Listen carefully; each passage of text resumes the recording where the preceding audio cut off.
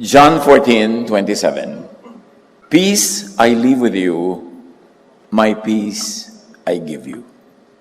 Yan ang regalo ng Panginoong Hesus sa sangkatauhan sa bawat nilalang na siya namang dapat ding handog ng church, ng religion sa bawat isa na nananalig.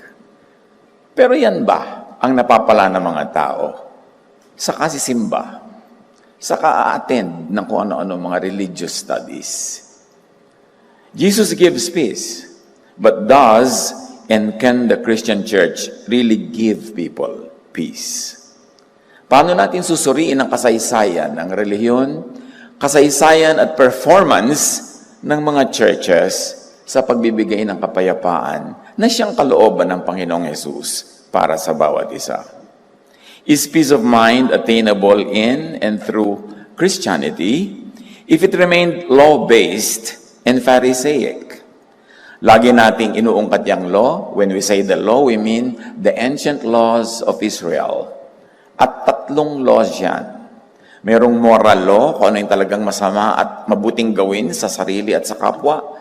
Merong ritual law na may kinalaman sa kanilang religious practices. Paghuhugas ng kamay, kung anong isusuot, anong mga gaano karaming dapat magdasal, anong dapat kainin at hindi kainin, yung mga ritual laws nila yan.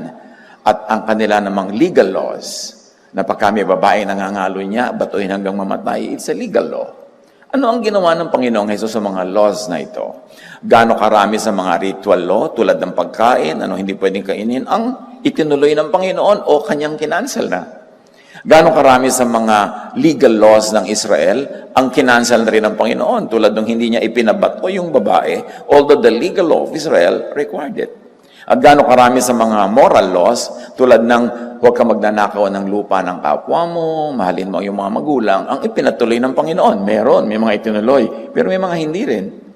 Kaya napakahalaga na sa Christian church especially, kilalanin kung anong talagang utos ni Jesus at yan ang pairalin. Kasi marami ng kautusan sa law ng Israel ang kinansel na ni Jesus, pero may naibuong puso pa rin ipinagpipilitan ng Christian church, bagamat si Jesus mismo ang nag-cancel na para palayain na ang mga tao. Pero ang dami pa rin mga kabigatan, kahirapan na tinitiis ang mga tao dahil iginigiit pa rin ng so-called Christian churches yung mga laws na yon na si Jesus na mismo ang nag-cancel. So, can the Christian church really be loving and can it give peace if it remained law-based and Pharisaic? When we mention Pharisaic, it was based on Pharisees, Pharisees. These were the religious leaders who insisted on the law. Mahirap man, mapagod ka man, masaktan ka man, basta ito ang law, ito ang masusunod. Irrespective of how you feel, how it affects you. Katulad ng babaeng napahiya na nga, nahuli sa kanyang ginagawang pangangalo niya or maybe prostitution, pero walang pakialam yung mga Pharisees sa nararamdaman ng babaeng ito sa tunay niyang kalagayan. Basta sabi ng law, batuhin hanggang mamatay, pues batuhin hanggang mamatay. So when we mention Pharisees, right now, we mean people in the Christian church who continue to be like the Pharisees of old. Na hindi katulad ni Jesus na isinasaalang-alang ang iyong kalagayan, anong nangyayari sa buhay mo, hindi ka basta lang i-judge. So when we mention Pharisees, that's what we mean. Modern day Christian leaders who behave and teach like the Pharisees of old. And remember, the Pharisees were the arch enemies of Jesus. Silang laging kalaban ni Jesus. At kung si Jesus man, paminsan-minsan ay may mga masasakit na salitang binitawan, para sa kanila yon. Ni hindi nga para sa mga lasenggo o lasenga o mga adulterous people kundi para sa kanila. Bakit? Kasi ang gusto nga ni Jesus, ang ipinagagawa sa kanya ng Ama is to give people peace and rest. Kapahingahan sa lahat ng religious duties and responsibilities and hardships na hindi naman kailangan pero patuloy na nire-require ng religion. So can the church give people peace if it remained law-based and Pharisaic? If it kept making people think of themselves as sinful, guilty, bound for punishment? Peace ba talaga ang nadidinig natin yung may nagtuturo from Scripture? O pang-uusig, panghuhusga, pananakit ng loob, pangmamaliit? Peace of mind and Christianity. kailangan nating suriin dahil napakarami nating time, talent, and treasure na ibinibigay sa relihiyon. Sulit ba? Nagaganap ba ang gusto talaga ni Jesus na mangyari o ang nangyayari ay ang kalooban ng mga Pharisees? Dear God, we thank you that there is freedom to study the teachings of your Son, Jesus. Thank you for sending your Son, Jesus, to give rest and peace to those who are weary, tired, rejected. Turuan niyo po kaming unawain ang lahat ng katuruan ng iyong anak at nang sa ganun, ito ay pakinabangan namin at sumulit ang kanyang pag-ibig at ang kanyang malasakit at ang kanyang sakripisyo para kami bigyan ng kapayapaan, katahimikan at pahinga. Sa sandaling ito, payapain niyo po ang aming loob, patahimikin ang aming puso at turuan niyo kaming taimtim na makinig sa inyong tinig. Kayo ang mangusap, kayo ang magturo, kayo ang patuloy na magpalaya at magbigay ng kaliwanagan na magbubunga ng pahinga at kapayapaan sa aming puso. Be our speaker, Lord Jesus. We seek you. We seek you with all our hearts. Father, we thank you in the name of Jesus, your Son, our Lord, our teacher. Jesus came proclaiming and dispensing love and grace, setting people free from the law. At binanggit na natin kung ano yon. From guilt, from judgment, and from fear. All by grace. Jesus came giving peace of mind. Dinala niya ang kingdom of God sa kalooban ng tao, sa puso ng tao. Nang siya'y tinanong, nasan po ba ang kingdom of God? Sabi niya, huwag niyong hanapin doon, huwag niyong hanapin dito, huwag niyong akatin ng mga bundok, huwag kayong mag-pilgrimage, huwag kayong kung saan-saan maghanap. Because the kingdom of God is in you. Napakalaking kahulugan yan. Na ang puso mo at isip ang kingdom of God, ibig sabihin ang God na naghahari. At ang naghaharing God dyan na dala-dala ni Jesus, ang Ama natin sa langit, is a God of peace, God of love. Therefore, our hearts, our minds must be kingdom of God's love and peace. But law-fixated Pharisees infiltrated the church, bringing the law into the theology of the then just developing Christianity. Ang kalooban ni Jesus sa kanyang church, peace, grace, freedom from the law. Pero ang aga-aga pa, napasok na ng mga Pharisees ang Christian fellowship mismo. Nagsisimula pa lang ang Christian church na mag-grow, ando na yung mga Pharisees sa loob because they also claimed to be believers of and in Jesus. Kaya sa Acts 15, verse 5, Acts pa lang yan. Nagsisimula pa lang yung church ma-develop. Nagtatalo-talo na sila kung ano dapat ang mga doktrina. At ang isa sa mga doktrina ni Jesus ay dapat ang mga Jew malaya na sa Jewish law, di lalo naman yung Gentile na hindi nga naging Jew, dapat hindi sila masakop ng Jewish law. Pero ang gusto ng mga Pharisees, pati yung mga Gentile na hindi naman naging Jew, idamay pa sa Jewish law, na pati nga mga Jews dapat ay malaya na. At ang isa sa mga pinag-uusapan dito ay circumcision. You know that the Jewish boys were circumcised at age 8 days. And we know that Jewish men are supposed to be circumcised, pero should they still be circumcised under Christianity? Dapat hindi na, kasi covenant with Moses yung ganung circumcision. But now, Christians who are still Pharisees at heart, at least some of them, wanted even the Gentiles who become Christians to get circumcised. Hindi na nga sila kasama sa usapan ng law, idadawit pa ngayon. At tapos Kristiyano pa sila ngayon, parang doble mali. So, sinasabi dito sa Acts 15, verse 5, but then some of the believers who belonged to the sect of the Pharisees stood up and insisted, the Gentile converts must be circumcised and required to follow the law of Moses. At marami pang ibang laws. Circumcision lang pinag-uusapan natin ngayon. In other words, may mga Pharisees who had become believers daw.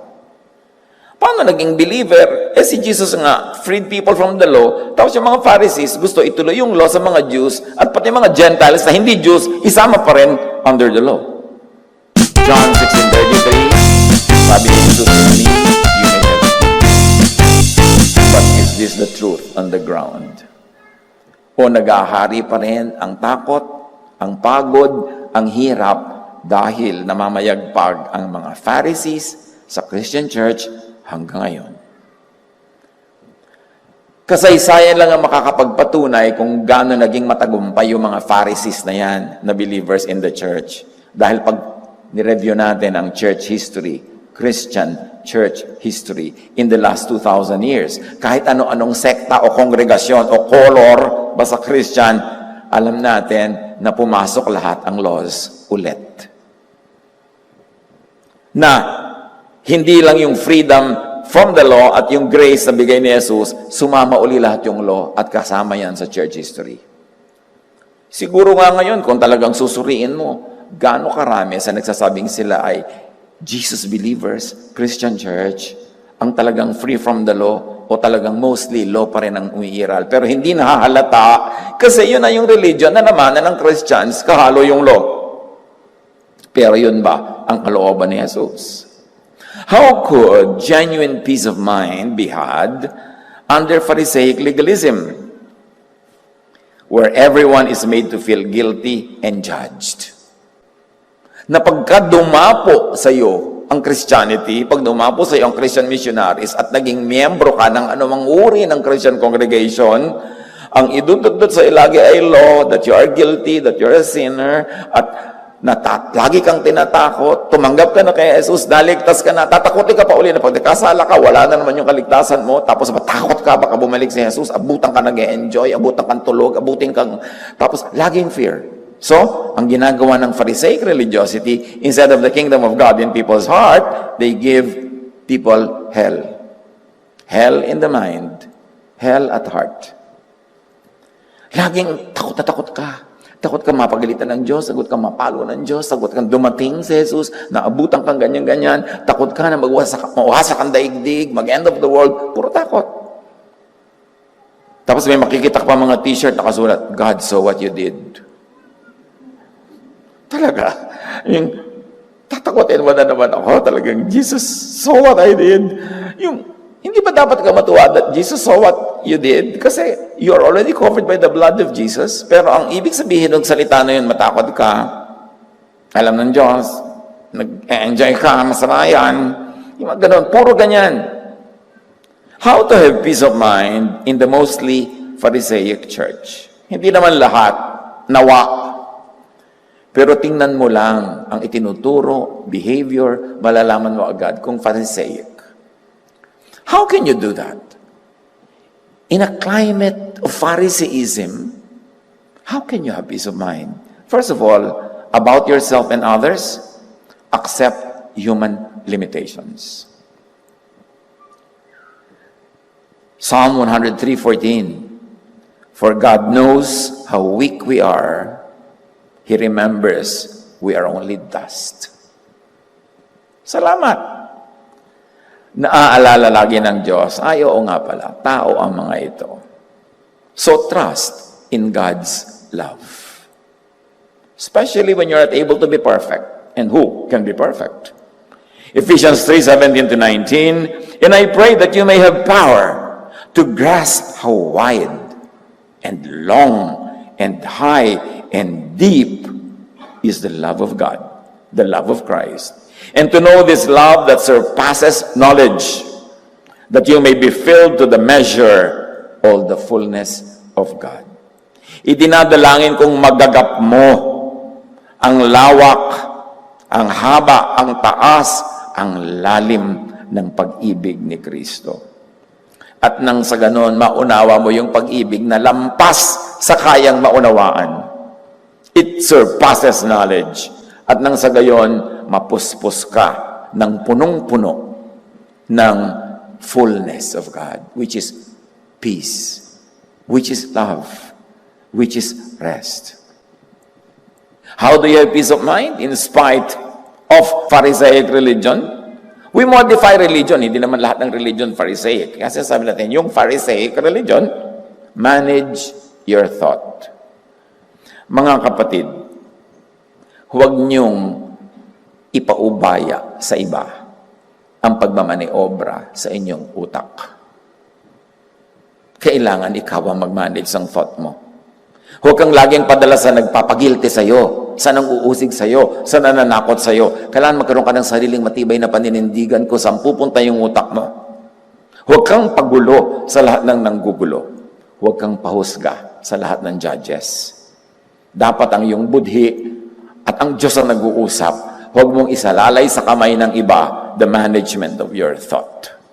Ephesians 4:23, let the Spirit change your way of thinking. And may I add, your way of thinking about sin and judgment, about you and others, about how God sees and considers you, and you are under grace. Hayaan nyo na ang Espiritu ng Diyos ang siyang tunay na umakay sa direksyon ng inyong isip tungkol sa inyong sarili at sa inyong kapwa. Hindi yung panghuhusga at pang-uusig ng mga Pharisees. Kaya si Jesus galit sa kanila eh. Si Jesus nga, hindi naman pinapagalitan. Alam mo, papagalitan niya yung tax collector, papagalitan niya yung woman caught in adultery. Sabi niya, umuwi ka na. Tigilan mo na yung kasalanan na yan. Pero yung mga masasakit at matatalim na salita sa mga religious leaders, kasi ang binibigay nila sa tao, bigat ng loob, guilt, fear, nakalaban ng peace, which is the message of Jesus. Hindi ka naman pwede magkaroon ng peace with God by accomplishing perfection para kayo maging at peace. No, you have the peace of God because you accept by faith the grace and love of God, which you do not deserve, but you accept anyway, and therefore it gives you peace. Lagi itong pinag-uusapan, lagi itong teaching, pero nauunawa ba talaga ng mga tao? Kasi kung nauunawa nila, dapat may peace. Dapat hindi madaling matakot, hindi madaling nervyusin, hindi madaling masiraan ng loob.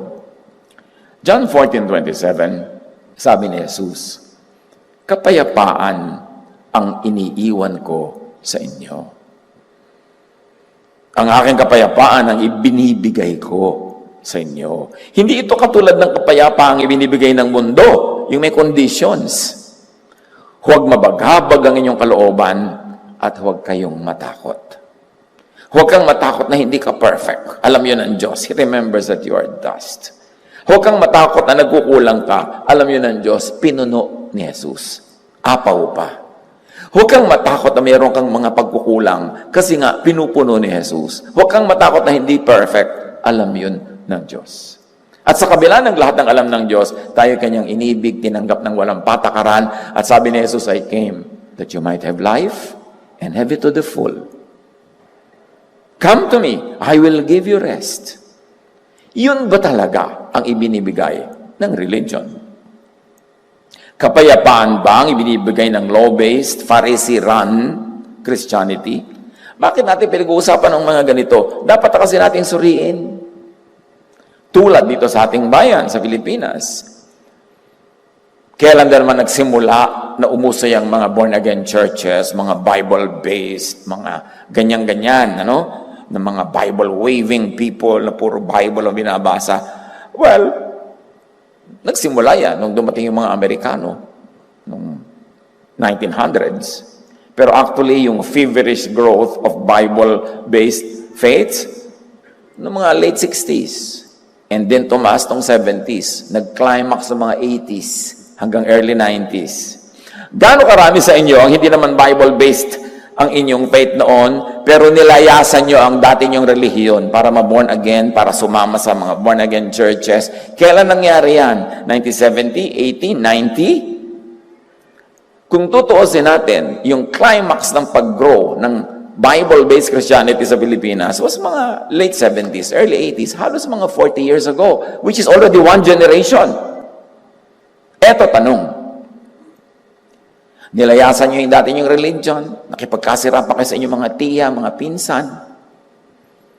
Yung iba, nagmartilyo pa ng mga groto, nagsunog ng mga puor, nakipagkasira sa mga kababata, hindi dumalo sa mga lamay, libing na mga lolang namatay dahil naibanahan yung faith. Hindi kayo nag-abay sa mga kababataan nyo at mga kaklase na ikinasal dahil yung church sa paggagawa ng kasal, hindi kayo tumutungtong doon. Hindi kayo nakikipaglamay, libing, piyesta, lahat-lahat. Ang dami niyong tinalikuran. And I don't only mean you now, nakaharap ko ngayon, kundi lahat ng sumali sa ganitong Bible-based faith. Ang tanong, sulit ba? Siyempre, sabi mo, sulit kasi ng buhay na walang hanggan. Hindi yun ang pinag-usapan. Sulit ba sa day-to-day life? Talaga bang napanatag ka? Natahimik? Talaga bang minahal ka ng iyong mga churchmates, ng iyong mga leader?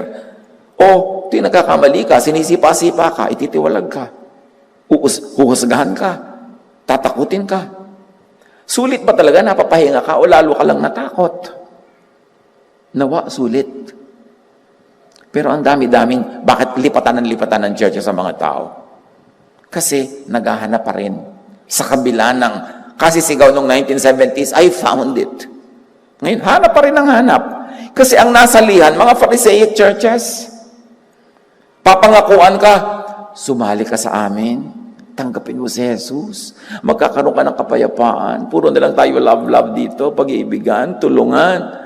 Oh, grace ito, hindi works. O dali pumikit ka, magdadasal tayo. Pagkadilat mo, nagawa mo na, opo, huli ka. Mula ngayon, lost na ulit tayo. Ito na mga lost ng ating kongregasyon. Ang buhok mo, pahabain mo babae. Lalaki, paiksiin mo ang buhok mo. Itong pwede mong isuot, itong pwedeng kulay mo sa buhok, itong pwede mong puntahan, itong hindi mo pwedeng kainin. Bumalik ka lang sa law. Tapos tight ka pa ng tight. Nalugi ka. Dapat nga nung araw, walang tight. Ano talaga? Does the church keep the promise? Noong 70s, 80s, halos araw-araw, more than tens of thousands of new Bible-based congregations were being registered sa SEC. Kasi feverish, ang lahat ng tao nagdadasal, hallelujah, ganyan-ganyan. Pero ngayon, tingnan nyo kung gaano karami nagre-register, sobrang baba na. At yung ibang nagre-register lang kasi nag-split. Kasi ang mga tao, nadala. Hindi naman talaga natagpuan yung hinahanap because the church is unable to keep the promise of giving people peace. Nasangkot ka pa nga sa napakaraming mga religious wars, sectarian wars. Hindi ka lang napasama sa lahat ng mga Bible believers. Pala sa loob at karamihan ng mga Bible believers sa loob, ang dami-dami pa rin faction. Awayan pa rin ang pag-awayan. Nagyagera-gera kung gaano karaming tubig ang dapat isangkot sa baptism. Kung ano dapat ang tinapay na kakainin mo sa Lord's Supper, ang dami pa rin gera. Wala talagang katahimikan.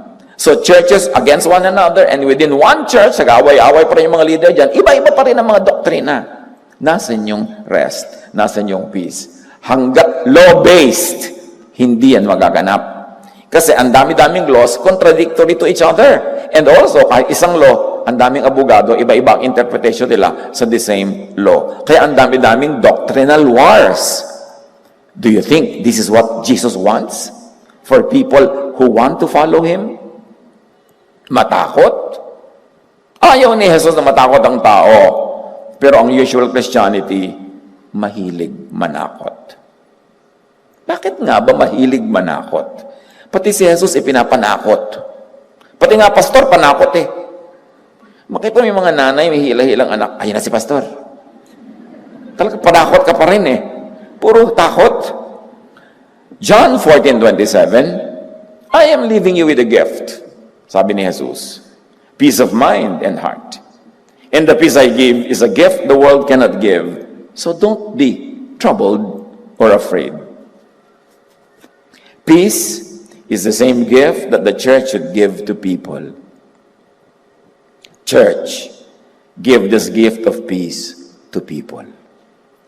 Huwag gawin ang mga taong sundalo sa napakaraming sectarian wars, paramihan ng member, labanan. Huwag gawin ang tao na tagagawa ng hindi maubos-ubos na gawain, na hindi naman laging ang ending doon sa ginawan at sa gumawa ay peace and rest. Bakit ang daming pinagpapaguran? Naku, bakit ka puyat? Kasi nagpray kami magdamag. Hindi ba pwede magpray sa araw? Hindi ba daig naman ng Diyos ang mercury? Bukas, 24 oras. Kailangan talagang madaling araw pa. Bakit? O bakit ka nangangayayat? Nag-prayer kami, nag-fasting. Bakit kailangan mo mag-fast? Ikinatutuwa ba ng Diyos na nilipasan ka ng gutom? Of course, up to a point, clinically, may benefit naman yung fasting pag tamang gawa. Pero hindi fast ka ng fast dahil religyoso ka. Kaya nga si Jesus, napagalitan ng mga Pharisees dahil sabi niya, he is a glutton and a drunkard, kain ng kain. Bakit hindi si Jesus ang tularan? Bakit yung mga Pharisees? Ang dami-dami mga requirement na hindi naman kailangan. Uso pa ngayon sa napakaraming mga Pharisaic churches, pati love life mo, pinapakialaman. Sinong mamahalin mo, sinong papakasalan mo, nagde-decide yung board. Para kahit kailan ginawa ni Jesus yun nadaig pa talaga. People look for this gift. Be in a church that gives this gift of peace. Maghanap kayo. And I don't only mean you. Marami tayong kasama na online, buong daigdig. Maghanap kayo. Huwag kayong sali ng sali, tapos aalilain lang kayo. Huhututan kayo. Tapos, lagi kayong papagalitan, lagi kayong kulang, lagi kayong mali. At kahit 30 taon kayo maglingkod, pag nagkamali kayo, sisipain pa rin kayo. Bakit kayo sasali dyan? Iisa naman ang Diyos. Iisa yung Biblia. Humanap kayo ng mas matapat kay Jesus. But the church could be a dispenser of peace only if and after she changed her mind from law to grace. From judgment to love, from Moses to Jesus, from Pharisees to Jesusness. Hanggat hindi nagpapasya ang isang church na sumunod kay Jesus instead of kay Moses, na mag-promote ng love instead of judgment, hindi mangyayari ang peace na ito. John 1:17, for the law was given through Moses, grace and truth came through Jesus Christ. Hindi ko iniimbento na magkaroon ng division between Moses and Jesus. It is the Bible that says that, and John 1:17 says that. So, sino ba ang bida dito? Sa church na ito, sa church na yon? Moses ba o Jesus? Law or grace? Kailangan niyang i-decide. Siguro marami sa inyo mga kapatid, nagdurugo na tenga niyo kadidinig nito mula sa akin. Kailangan ko itong ulit-ulitin kasi ito na yung naging sakit ng Christian Church ng 2,000 years. Hindi talaga si Jesus ang bida kung hindi law. Galatians 3:24-25, so, the law was our guardian until Christ came. So, tagapag-ingat lang natin, bantay-bantayan lang natin yung law hanggang dumating si Kristo. Pero nung dumating siya, hindi na. Sabi, that we might be justified by faith. So, dumating na si Jesus. Now, that this faith has come, we are no longer under a guardian. How can you be any clearer? Sabi niya, guardian lang natin, hindi tunay na magulang yung law. Nandyan lang yan temporarily hanggang dumating si Jesus. At nang dumating si Jesus, hindi na tayo under the law. Under Jesus na tayo. Under love and grace. Historical Christianity has not been of pure Jesusness. It had mixed God's grace in Jesus with the law. God's gracious love in Jesus with legalistic judgment. So ang bunga talaga nito, confusion. Bakit? Kasi Mosesness, Jesusness, pinagsama sa isang body of belief, ang result, confusion. You have to decide if you're going to be under the law or under Jesus, under grace.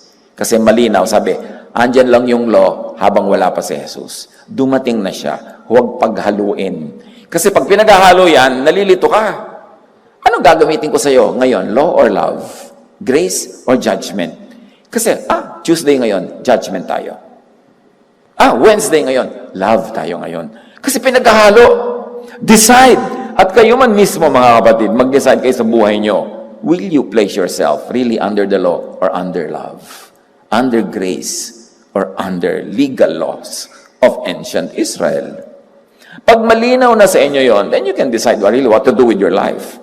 At doon lang magbubunga yan ang tunay na kapayapaan o non-stop na gulo. You have to be conscious.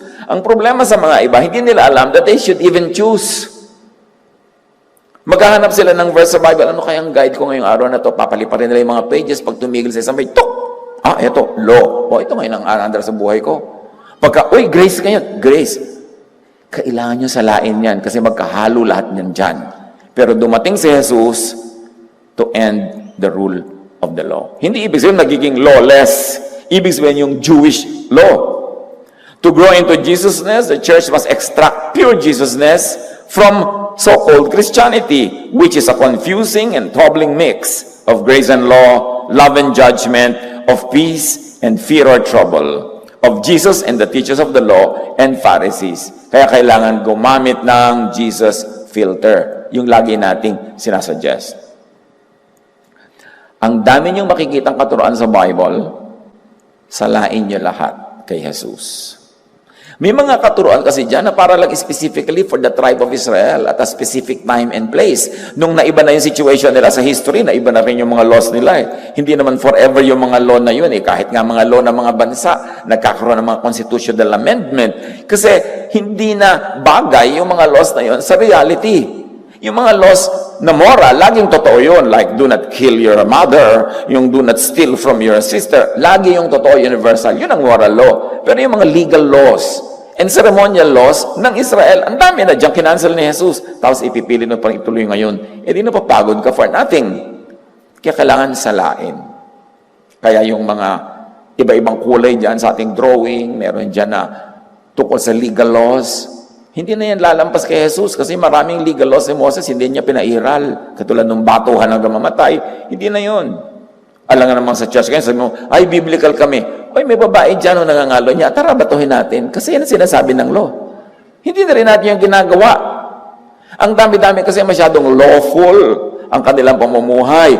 Uy, masamang gawin ito, masamang gawin yun. Pero kumakain naman sila ng sugpo na ipinagbabawal din yun ng Leviticus. So, ibig sabihin, sila ba namimili kung ano susundin at hindi. Kung ano lang yung paborito nilang doktrina, yun ang bibigyan nila ng support na verse. Pero marami silang binibreak dun sa law. Kumakain din ng pork barbecue. Pero ipinagpipilitan yung ibang law sa Leviticus na gusto lang nila yung pairalin, pero yung mga ayaw nila sundin, hindi nila tinuturo. Selective din. Kaya kayo mga kapatid, you make your own choices. Kaya dapat nag-aaral kayo. Huwag tanong ng tanong lang, pwede ko po bang kainin ng chicharon? Pwede ko bang ganituin yun? Pwede bang ganun? Tanong ka ng tanong, mag-aral ka dyan at mag-decide ka sa sarili mo. Kasi pag napatapat ka sa conservative teacher, hindi ka papakainin ng chicharon. Pag napatapat ka naman sa iba, hindi ka papakainin ng dinugan. Kung walang puto. Yung iba naman, puto lang. So, sino ba yan? Huwag mong itaya ang buhay mo sa opinion ng mga religious leaders. Kasi kanya-kanyang opinion din sila. Kailangan makapag-decide ka for yourself.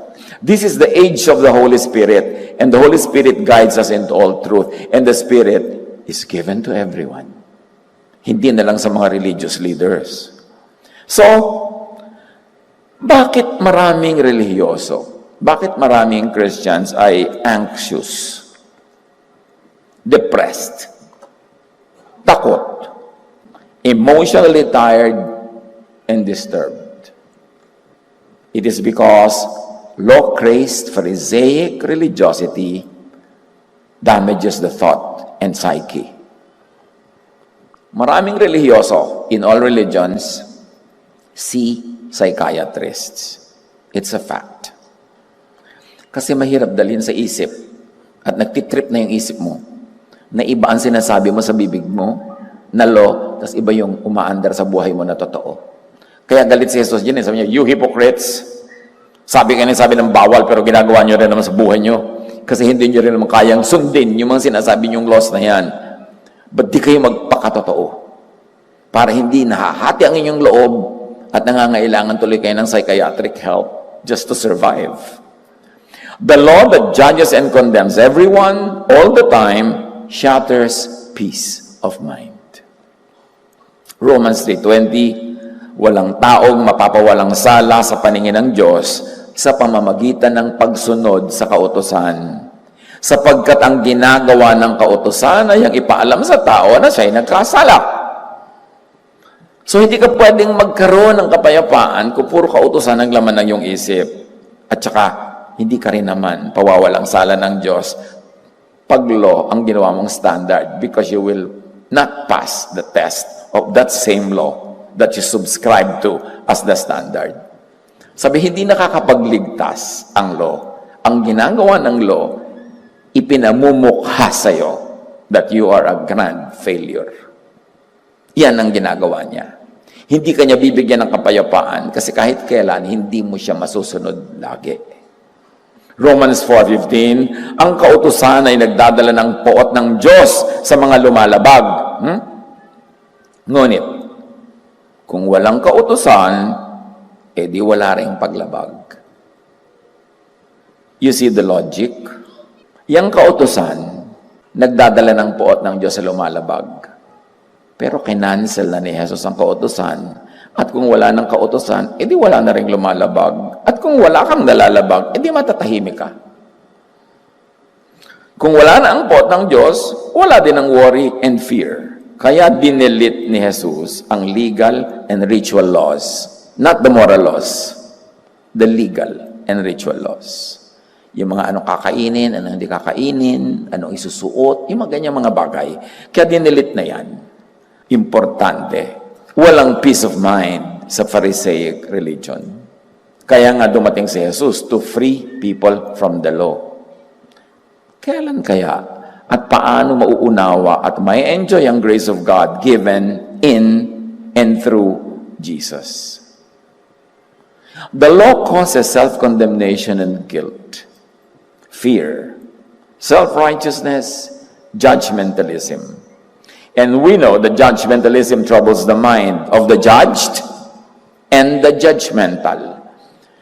Yung nanghuhusga, trouble din yun kasi tinatamaan din siya ng sarili niyang panghuhusga kahit aminin niya o hindi. At yun namang hinuhusgahan, trouble din yun. So wala talagang benefit for anybody yung judgmentalism because everybody will fail. Law-based Pharisaic religiosity deprives people of peace as it imposes heavy religious burdens and duties. Ang dami. Pag sinunod mo yung lahat yung law, ang dami mong gagawin na nakakapagod na inako na ni Jesus. Luke 11:46, sabi ni Jesus sa mga Pharisees, mga dalubhasa sa kautusan, pinagpapasan ninyo ng mabibigat na dalahin ng mga tao, ngunit ni daliri ay ayaw ninyong igalaw upang matulungan sila. Ayaw ni Jesus yung napakaraming religious burdens. You know, the Israelites had to go to the temple for prayer 5 times a day nung araw. At yun na nga, hindi lang yung 10 commandments ang commandments sinusunod nila sa buhay. 613 other commandments rule their lives every day. Surely you will fail in most of them. How can you survive one day na nasunod mo lahat yun? The law and law-based Pharisaic religiosity damages self-perception as it results in self-depreciation. Kaya maraming relihiyoso, laging nilalait ang sarili. Laging masama ako, makasalanan ako, ganito lang ako. Ako'y isang masamang babae. Ako'y isang masamang lalaki. Ganyan-ganyan. Laging ganun ang drama. Kasi yun ang isinisiksik sa utak sa'yo ng law eh. Masama ka, kulang ka. And you know how it can damage the psyche. How it can damage the emotion. How it can damage self-perception. Romans 7:14-15, we know that the law is spiritual. Sabi ni Paul, but I am unspiritual. Bakit? For what I want to do, I do not do. But what I hate, I do. Sabi ni Paul, gusto kong bumait, pero di ko magawa. Alam ko ang dapat ginagawa according to the law, pero hindi yun ang ginagawa ko. In fact, ang ginagawa ko, yung sabi ng law na di ko dapat gawin. So, I am unspiritual. Can you imagine if that's always what you think of yourself? The law is so against the truth on the ground. The law is so against nature of humans, very unrealistic. The law does not remember that we are dust.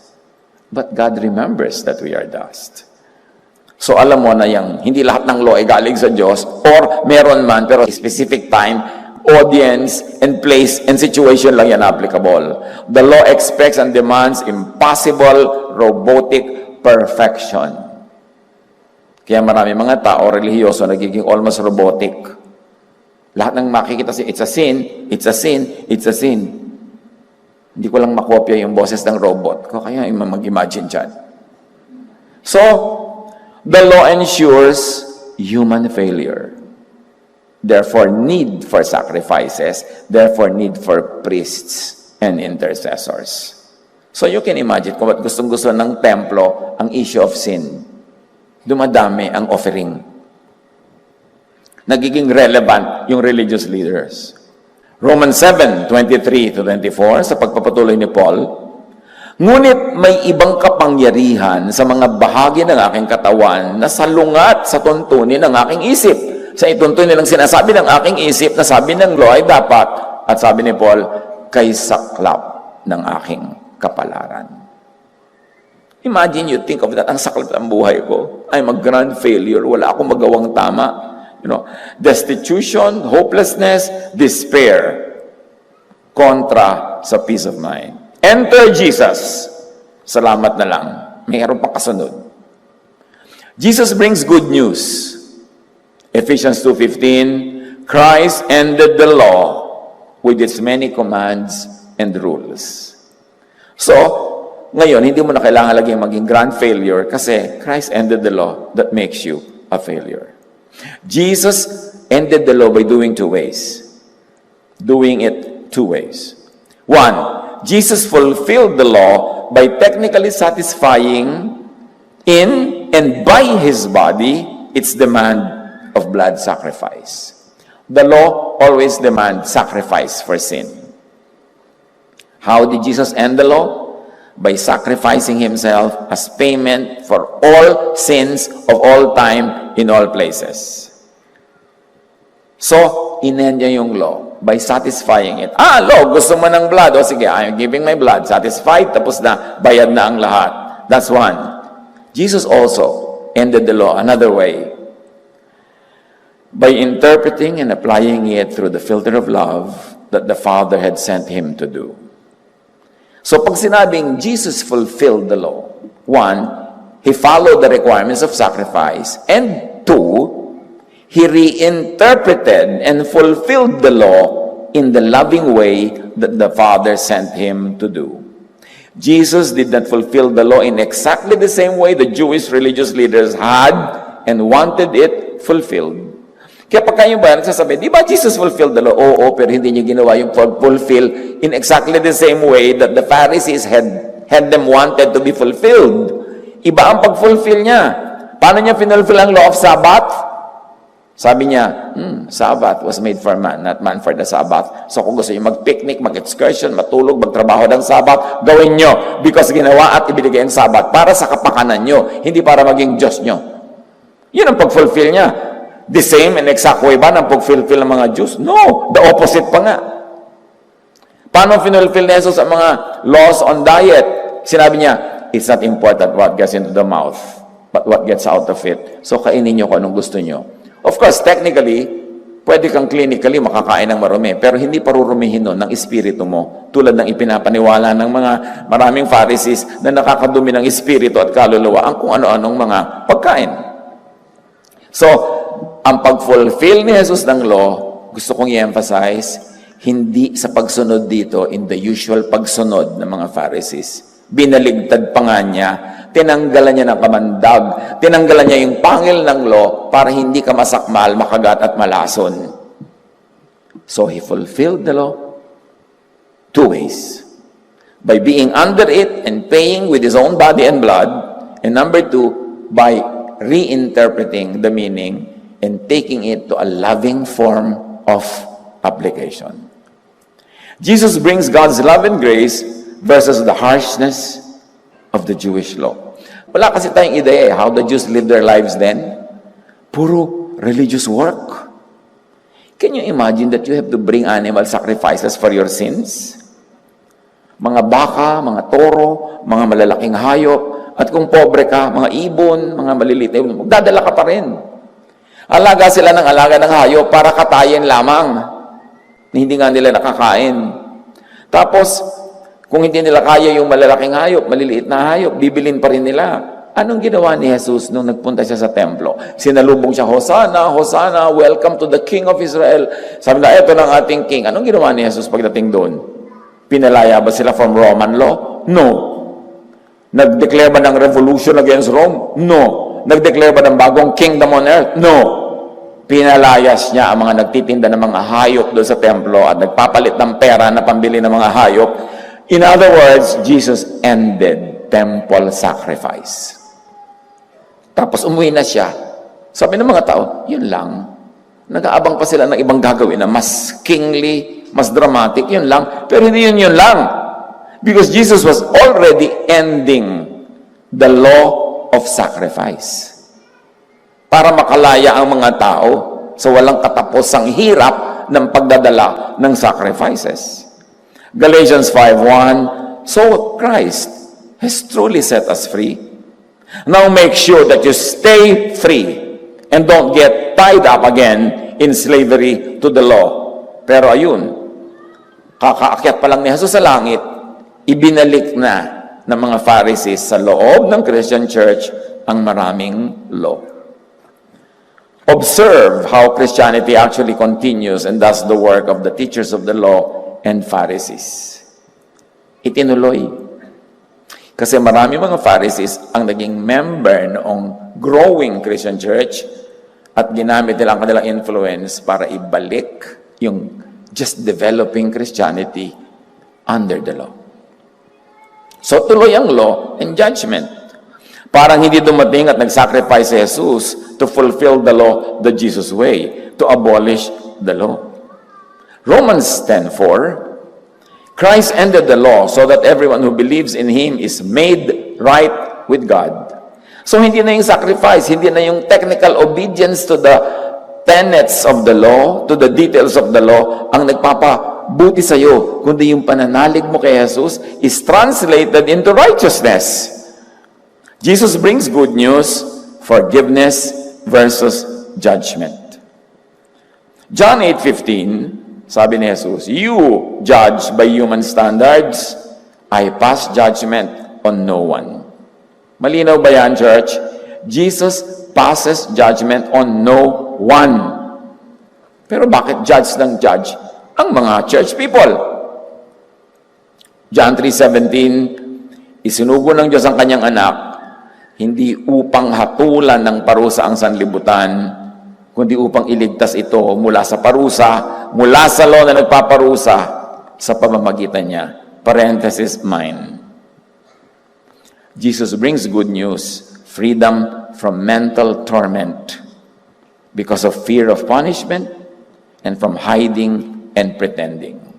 Pagka ang people ay under the law, wala naman talaga nakakasunod, so what will you do? Dalawa lang, ibubunyag mo sa lahat na hindi mo nasunod o itatago mong hindi mo nasunod, you will live in darkness, you will live in hypocrisy, you will hide, you will live in hiding, at mahihati ang iyong loob.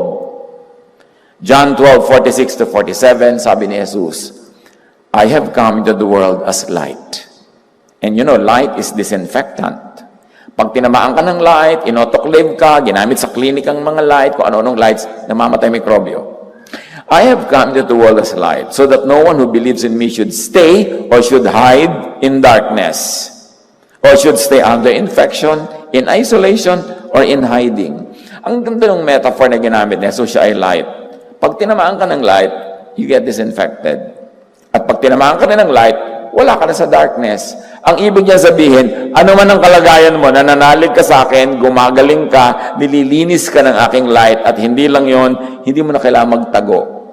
Lumabas ka, magpakatotoo, because I will not judge you. In fact, I will restore you. Eh, bakit nagtatago yung mga hindi makasunod sa law? Kasi, bagamat hindi nagja-judge si Jesus, nagja-judge ang church. Kaya madalas, mas relihiyoso, mas ipokrito. Kasi nagpapanggap ka. Papasok ka sa church, dapat may isang wall na punong-puno ng maskara. Suutan ako, magmaskara na tayo, papasok ka tayo sa church. Kasi hindi pwede yung totoo tayo. Mapapagalitan tayo. Kailangan natin magpanggap. Meron pa, nagtatawa na, uy, nandiyan na si pastor. Hindi na sila tatawa. Kailangan banal ang dating. If anyone hears my words, sabi ni Jesus, but does not keep them, I do not judge that person.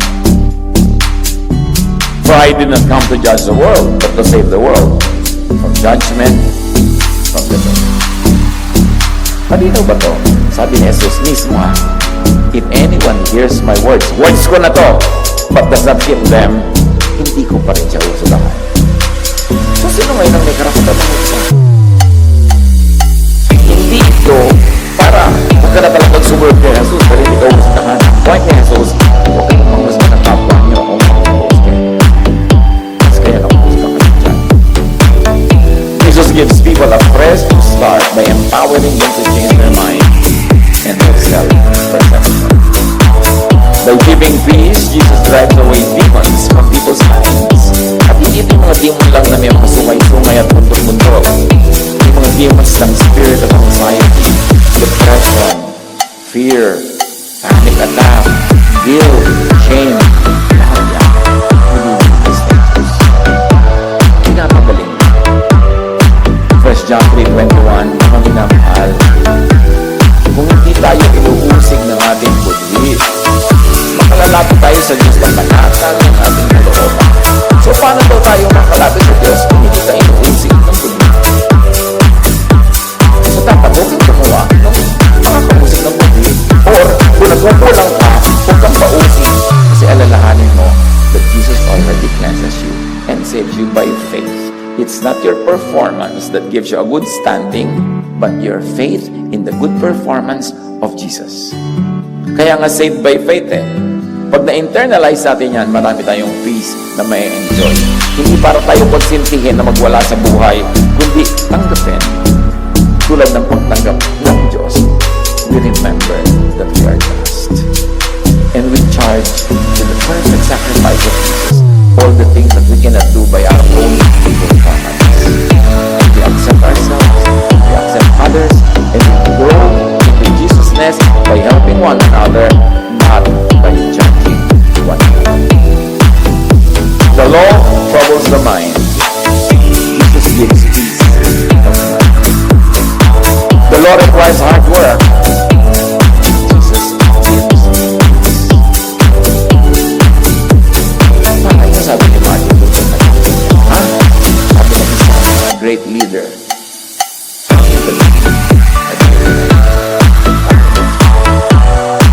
Tayo lahat rin. Kung ang natin, what if by God's love and grace given through Jesus, people change their thought of themselves from sinful to righteous living? Ano ba ba? Lahat ang iniisip ko sa kapwa na sinful siya, pero kapalitan natin righteous by faith kasi may faith in Jesus. Ako din, sinful, imperfect, pero guys, God ang righteous by faith. What if we change our mind into that? Sapagkat si Kristo ang kaganapan ng kautusan, sinasabi yan sa Romans 10:4, upang ituring na matuwid ng Diyos ang sinumang sumasampalataya sa Kanya. What if we thought of ourselves that way? And of others too?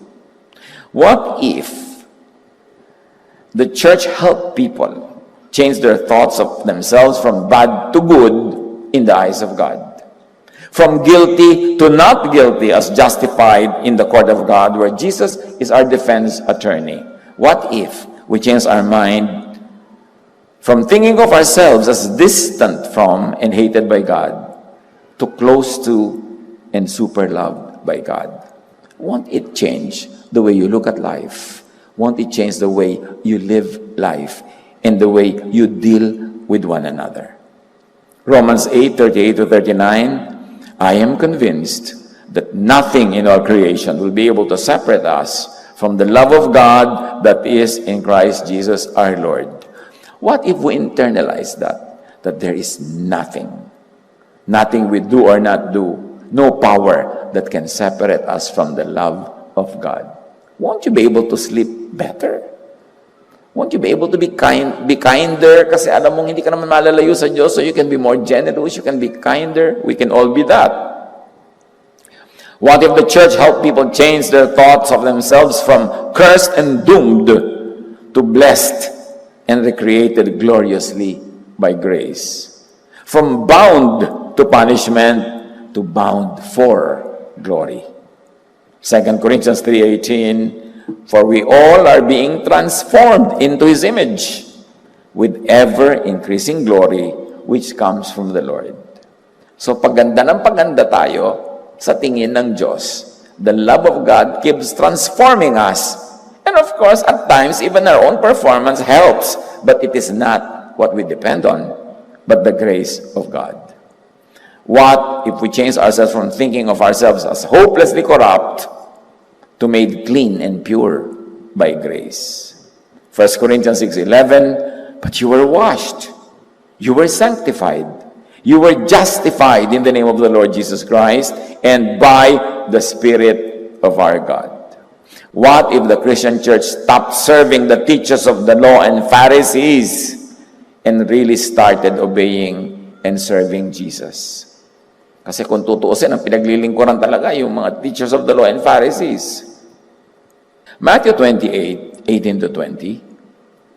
Then Jesus came to them and said, all authority in heaven and on earth has been given to me, meaning not to any other teacher. Therefore, go and make disciples of all nations and teaching them to obey everything I have commanded you. And the command of Jesus is love. Ang command niya, teach love and grace. Yung turo ko, ang dali nyo sa mundo, hindi yung turo ng mga Pharisees. But in actual practice, let's observe. Kaninong turo talaga ang pinopromote ng church? Minsan may lip service, turo ni Jesus, pero mamaya turo na ng Pharisees. Puro law na uli, halo-halo, nakakalito. Ang dami-daming commands. Samantalang isa lang ang iniwan ni Jesus. John 13:34, a new command I give you. Love one another as I have loved you, so you must love one another. John 13:35. Paano daw nakikilala ang tunay na disciple ni Jesus, follower ni Jesus? By this everyone will know that you are my disciples if you love one another. Nakikilala hindi ko anong pangalan ng congregation, kung anong baptism you had, kung ano ang suot, kung anong Bible version ang binabasa, kung ano ang mga distinctives, kundi love ang distinctive ng tunay na nananalig kay Jesus. Makikilala sa pag-ibig at sa pagiging maibigin. What if the Christian church started really teaching to the world only the pure word and command of Jesus, which is really love? What if the church really focused on teaching love and grace, peace and peace of mind? Remember, ang sabi ng Proverbs 4:23, your life is shaped by your thoughts. So what do you think of yourself? What do you think of others? What does your religious belief make you think of yourself and of others? Kailangan mas maging mapanuri tayo, huwag lulon ng lulon, kailangang salain yan. That is why Jesus likes you to change your mind into rest, into peace, and joy. Yan ang kalooban niya para sa atin. Yan ang dapat maganap. Centerpiece teaching ni Jesus, Matthew 11:28. Come to me, all of you who are weary and burdened, and I'll give you rest. And this is weary and burdened with religious law. Sabi niya, I'm going to give you rest. Let's simplify. Love na lang. When you do love, it's better than obeying all the laws. So have peace of mind in Christianity. Peace of mind is in changing your mind from the law to grace, from Pharisees to Jesusness. Mga kapatid, we all have to make that decision. Will I be under the law or under grace? Will I subscribe to the law and all its punishments and all its mananakot, or accept grace given by the Father through Jesus? Romans 5:1-2. Therefore, since we have been justified through faith, we have peace with God through our Lord Jesus Christ. And Jesus is very emphatic, John 5:45, but do not think I will accuse you before the Father. Your accuser is Moses, on whom your hopes are set. And this is the irony of Pharisaic religion. Sabi ni Jesus, huwag niyong isipin kahit kailan na ako ang mangko-condemn sa inyo before the Father. No. Yung inaasahan nyo, Yung paniniwalaan nyo, yung sinusunod nyo, si Moses, yun ang magpapahamak sa inyo. Kasi yung law, hindi kanyang dadalhin sa kaligtasan, ipapahamak kanya kasi hindi mo siya kayang sundin. Preachers and teachers must know and decide what thought they will plant in people's minds. Grace or love or law. And hearers like us, learners, seekers, must know and decide what thought they will seek and allow to be planted in their own minds and what they will share with the world. Proverbs 4:23, be careful how you think. Your life is shaped by your thoughts. And may I add, your life is shaped by your thoughts about God's love through Jesus or your thoughts about the law and your inability to satisfy it. Defend your peace of mind from Pharisaic religion. Nag-i-invest tayo ng time, talent, treasure sa ating religious faith, religious practice. Linawin niyo mga kapatid kung kanino talaga kayo sumusunod at kung saan at kung ano talaga ang iisipin niyo tungkol sa relasyon niyo sa Diyos. Are we connected with God through His grace and love, or we try to earn the connection through the law? Your decision, the clarity of your thinking about it, will determine the quality of your life here and beyond. Turuan niyo kami, Panginoon, to seriously consider these things. Lagi naman namin naririnig, pero magkaroon talaga ng kalinawan at kaliwanagan para magbunga ng payapa, tahimik, maibiging buhay. Pagbulay-bulayan natin ang lahat ng ito, mga kapatid, na madalas naman natin marinig at nawa, hindi na natin kailangang laging pakinggan pa dahil luminaw na. Pag-isipang mabuti, ano ang mga tumatakot sa atin? Ano ang mga ipinapanakot natin? Ano ang katuruan ni Jesus tungkol sa lahat ng ito? Mapag-isa, sumandali, let the peace of God reign in your heart and let the Spirit give you a very personal application sa pag-aaral natin ngayon. God, continue to be with your people. Reveal your truth and give us your peace.